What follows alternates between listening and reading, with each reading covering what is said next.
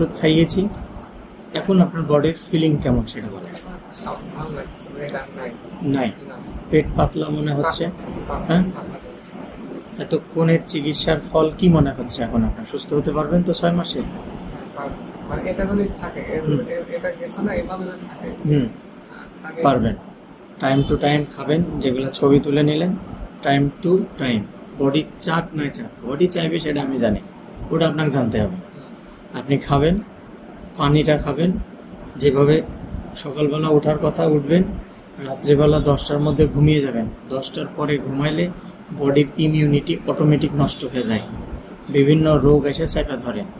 তাই পড়ালেখা সব দিনের বেলা, রাত্রিবেলা পীড়িত নাই, ঠিক আছে? আর কি হতে বললাম? স্বার্থপর হইতে বললাম। এই বডিটা, এই দেহটা, এই মনটা আমার নিজের, এই পৃথিবীতে কারো না।